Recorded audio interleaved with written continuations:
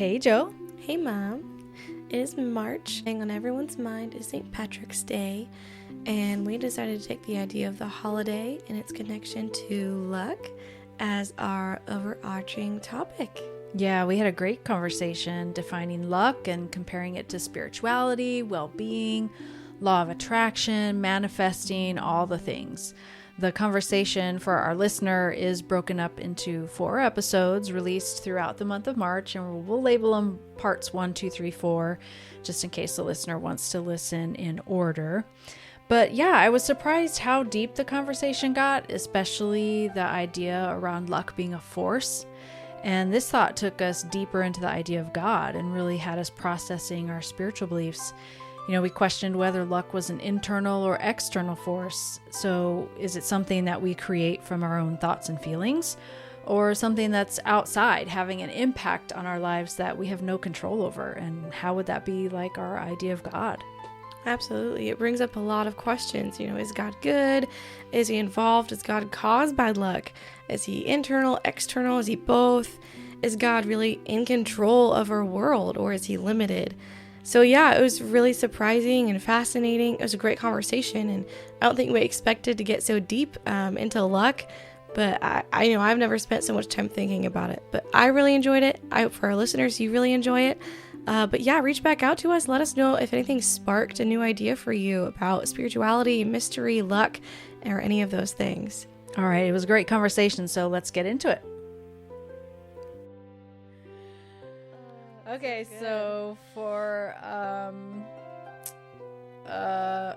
disclaimer, is that the word I'm thinking of? Yes. As a disclaimer, I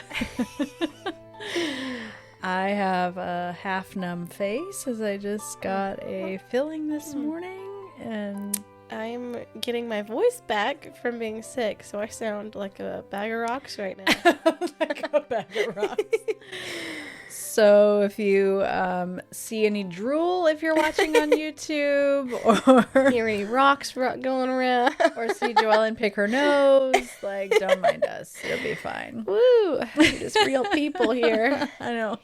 Oh my God, my face feels so weird. Okay. All right, we're talking about luck. I'm not feeling super lucky today. I'm not feeling super lucky either. Well, I guess, it's all perspective. That's true. I do feel lucky that I'm here with you and we're doing this thing. But yeah, we wanted to talk about luck this month. Girl, grab a tissue. Just do what you gotta do. Okay, I'm fine. It is what it is. I thought I'd sneeze. I don't have to sneeze. Go ahead. So we're talking about luck. And it's March, and the thing on everyone's minds, or at least on it, anytime you walk into a store or turn the TV on, is, green, St. Patrick's Day, shamrocks, 4-leaf clovers, Lucky Charm. Oh my God, do you remember that cereal? I never ate it as a kid, except when I was at my grandparents' house once. It was really good though. Oh my God, you grew up in a bubble. I did. It's okay, so Lucky Charms, so good. But I think, I was thinking about this the other day, they came out with a version of that cereal that, was only marshmallows. Oh my gosh. Do you remember? Does that sound familiar? I do remember hearing about that. Yeah, because, we... Talk about as a sugar kids, rush. we would, pour the cereal in the bowl and just eat the marshmallows. And, apparently, we weren't the only ones doing that, because the company came up with the idea to release an only marshmallow version of their cereal. So wow, apparently enough people were eating just the marshmallows. How does a company figure that out? I don't know. Maybe they get reviews or whatever. I don't know. I don't know. Funny. But what do you do? Troll garbage cans and see that? See here, there. That's so weird. Anyways. So we're talking about luck, being March and St. Patrick's Day, and just kind of what we're surrounded by. And I just thought, luck might be an interesting topic to dive into. And it seems like it would be kind of this surfacey kind of topic. But the more I thought about it, the more I was like, well, what is luck really? And is it something that we are in control of? And what does it have to do with like God and religion or spirituality or manifesting or just belief systems? You know, like there's so many points of intersection around this idea of luck. And so I just thought it would be a cool conversation to kind of see, you know, where things go and how deep it gets and what we might uncover. And you found some pretty cool stuff, but let's define luck, I guess, first of all. Yeah.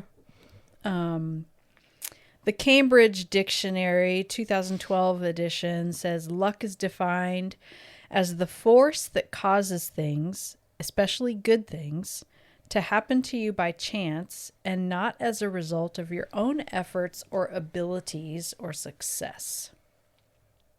By chance. So it's a force, A, and it causes things. The force itself causes something, good or bad, though most definitions I saw included the negative aspect as well, like bad luck, right? So good or bad. This one happened to say especially good things. By chance. So it's a force that does things in your life, but it's by chance. That seems to me a little bit contradictory. Like, it's a force, so you would think like the force is like intending, we're gonna, you know, the force might have a plan, but maybe what is a force? Is, you know, what is the force? I feel like we're getting into Star Wars here, but that is funny. They're like, what if the force, if a force genuinely does something by chance, that more or less means by accident, right? The force is like, oops, oopsie, good for you, I guess. Bumped into you. Sorry about that. Oh my god. But that's it. But yeah, it was interesting to think of it as a force that causes things. So like for something to cause another thing, I don't know, like, I guess I could see how like there could be randomness in that, but I don't know. I think of the way I tend to think of maybe cause and effect, is that there's a kind of a directive. Yeah. You know what I mean? Like a desire, I guess, maybe is a good word to put in there. Like there's like the force has a desire to do a thing. And so it causes a thing to happen. But I guess I could see the non-desire, like a cause, you know, I got a virus and so I sneezed. It wasn't like the virus is like, I really just want to make her sneeze. You know what I mean? So like we enter into certain situations and things happen because they're like natural progressions of just the thing that happened before. And I mean, we could get into Darwin and all that stuff, but we won't. Because I didn't research that enough. That's a couple master's degrees ago. It makes me think if this has to do with like our perspectives too. Like maybe it seems like by chance to us, but rather it's on purpose by the force. I mean, I know within like religion, there's a lot of those things where like it can seem like, oh, that just happened, but it's actually like the intention of the force that religion believes in, that they've supplied and they provided. And yeah, there was this paper. It needed a subscription to read the whole paper, but so I only got the introduction. But the person who wrote this paper was kind of defining spirituality and well-being and luck, and kind of looking at the way that they interact and inform each other. And that, so like she defines spirituality as the quality of involving deep, often religious feelings and beliefs rather than the physical parts of life. So spirituality is this like ethereal, religious, like thoughts and belief systems or whatever. And then well-being, she defined as the state of feeling, well, Cambridge actually is the definer of these things. So that's how Cambridge defines spirituality. Cambridge Dictionary also defines well-being as the state of feeling healthy and happy. So this idea that, and luck was the only one of those three things that included the word force. So it was just really interesting to me because I think when I think of spirituality, I would attach a force more to the idea of spirituality than luck. Yeah. Absolutely, yeah. I mean, when you think about luck, I mean, from a St. Patrick's Day perspective, you think of these cute little Irish guys. They're all these little leprechauns running around and 3-leaf clovers and just kind of this Irish or Celtic or Druid perspective where it seems really flaky. But from what I found in like research, it seems like it's more of almost a religion to them. Like that's their, what we would define, I guess, as like spirituality. That's their, yeah, like luck charms, right? So like the shamrock, and didn't you find something on like rabbit's feet too? And that was really a luck cool charm. Yeah. Yeah, the rabbit's foot ended up actually being way different than I thought. Like I thought a rabbit's foot was just like this dumb little like he runs really fast. Something whatever. I stuck on my backpack when I was a kid. Yeah. But actually, I believe this was part of the Celtic belief system. They believed that rabbits' feet were like protective because rabbits lived underground, and they believed that because they were underground, they were in constant contact with gods and spirits of the underworld. So they held this like protective power because they were in contact with these gods and spirits. So it's not just a rabbit's foot. It's like protective power given by gods and spirits of the underworld. That's crazy. Yeah. Yeah, and I think of like all the things that we attach, like these symbols, or we attach meaning to, like charms and luck charms and things like that. I think like even today I'm thinking of like in the New Age world, there's a lot of emphasis on crystals and, just the idea behind it. And it's all perspective because like I have some religious friends who would say that's like demonic. Yeah. To believe that crystals have any kind of power or, whatever. But I see the other side of it where it's like, okay, like for me, I question all the things now from this perspective. Like, okay, well, who made that thing? Who made the crystal? Like, how was the crystal made? Sure, we have man-made crystals nowadays. And, but like crystals are rocks. That's all it like. They were made in the earth, most of them. And so, they're made by nature, and depending on what, you believe nature to be, if it's God or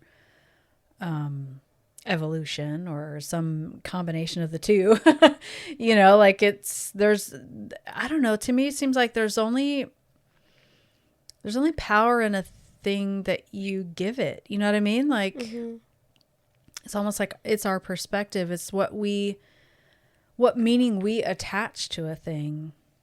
The power that it will hold. Yeah, it's the power that it holds. Whether that's, it's like I can hear, I hear people in my feed, in my head right now. Like I just have so many like super religious friends that,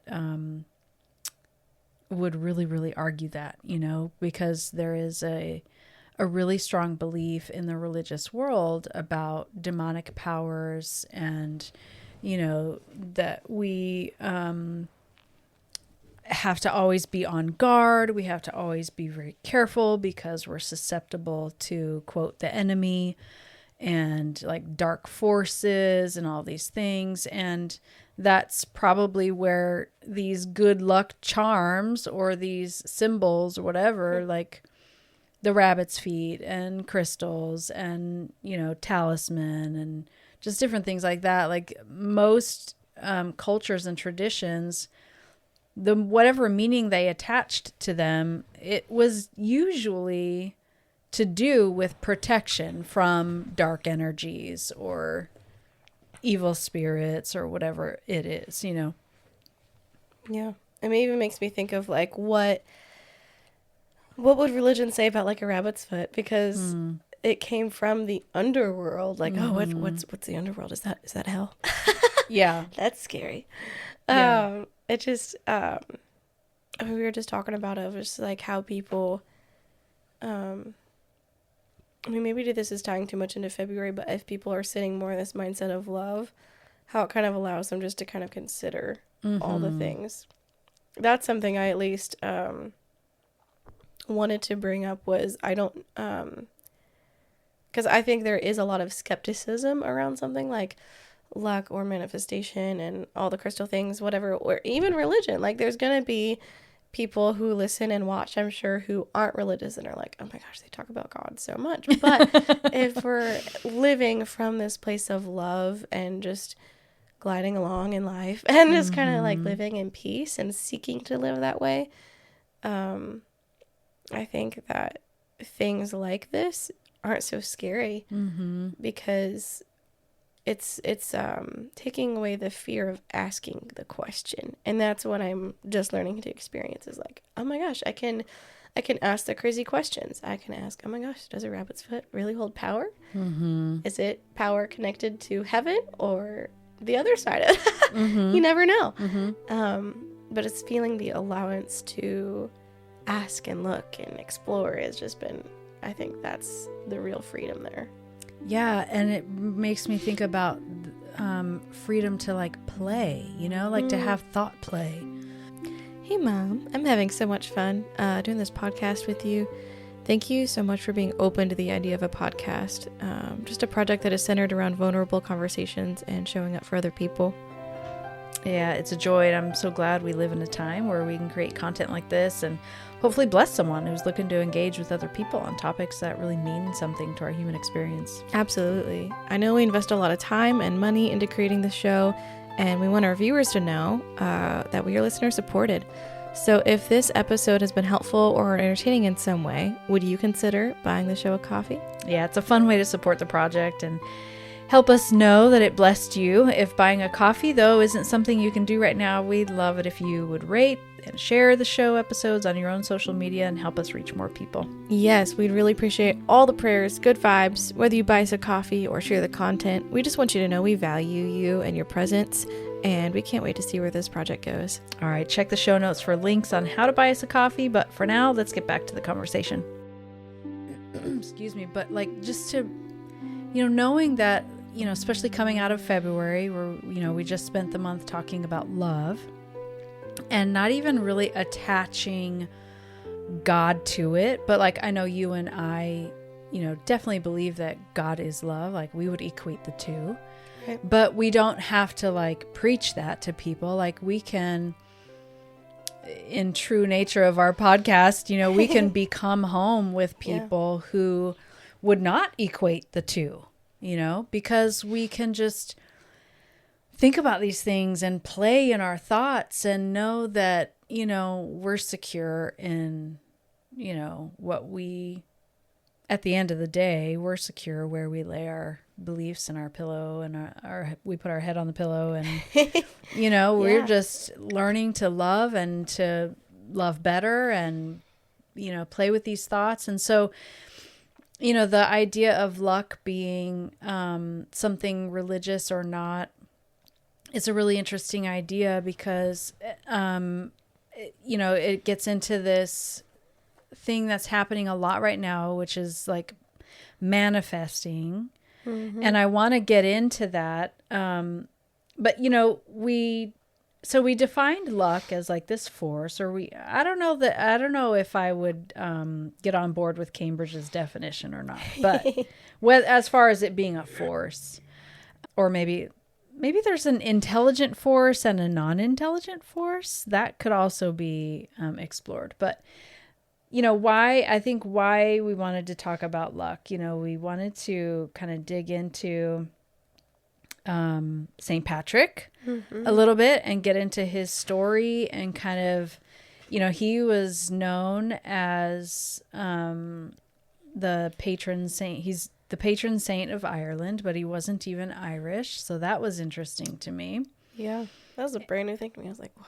Yeah. Why don't you tell us, I've been talking for a little bit. Why don't you kind of share some of the history that you found when you were researching half numb face.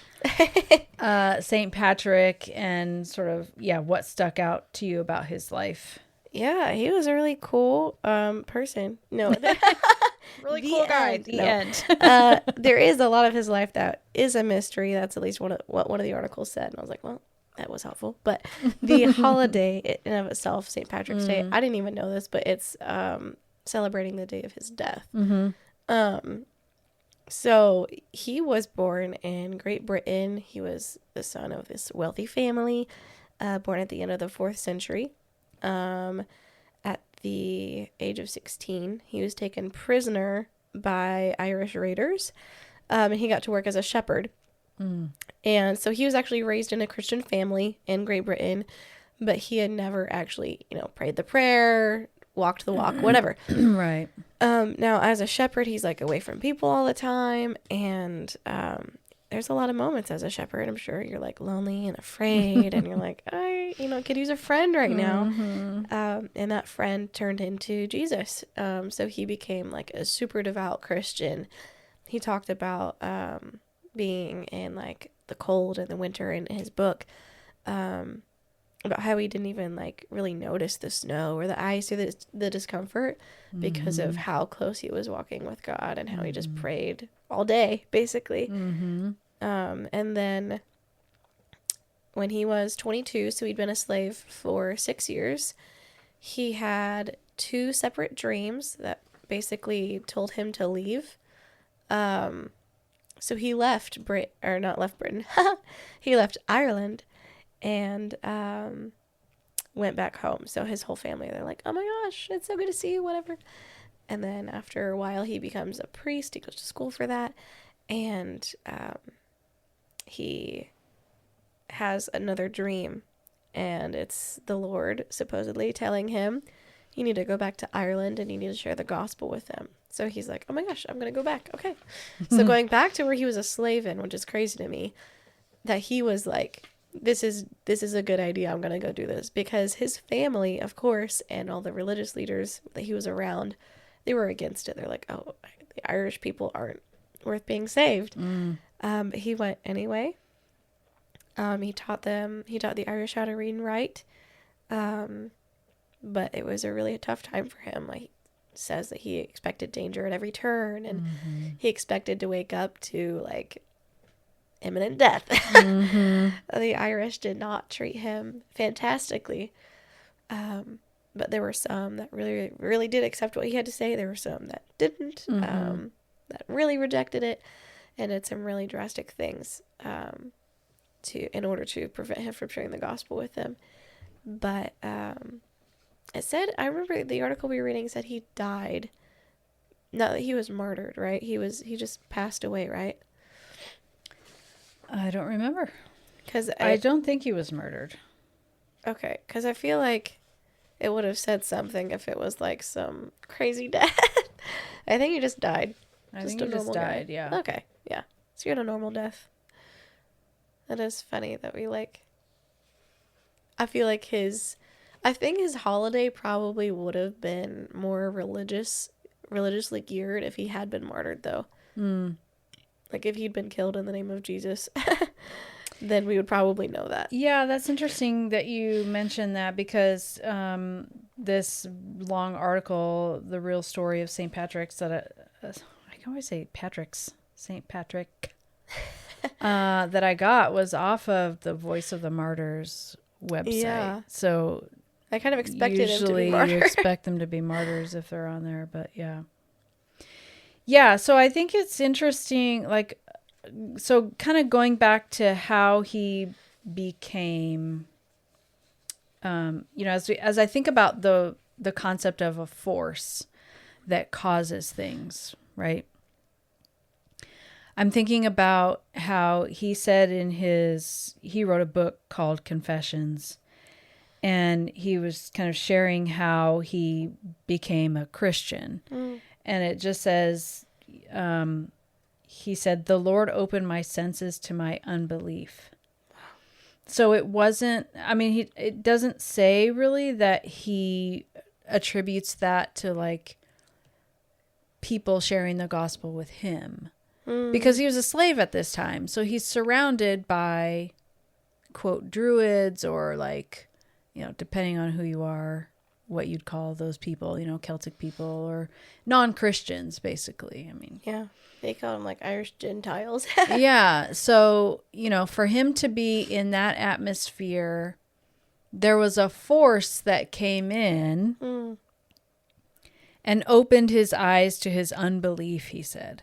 That's so cool. So that's either lucky or not. I mean, it is said that St. Patrick was a very lucky guy. And I wonder if that is kind of the Irish perspective, because from what I understand, the shamrock, the 3-leaf clover, represents now St. Patrick, and the way he defined the Trinity was with this 3-leaf clover. But it said that before St. Patrick, the shamrock was this like lucky charm. Mm-hmm. So they just see, they're like, oh, look at Patrick. He's just, he's so lucky, whatever. And then I think he just came back and was like, actually. Mm-hmm. But yeah, like we talked about how, I talked, pre-game before we started the podcast, we talked about like how, the shamrock was a symbol of luck to the Celtic people in Ireland before he even was preaching Jesus to them. And like many, I'll use the word evangelists, or people who, maybe the early disciples or early Christians, early apostles, whatever, who tried to reach non-Christian people, they would often use their own symbols and their own language, so to speak, to define Christ or God or like truth or something like that. So I thought it was kind of cool how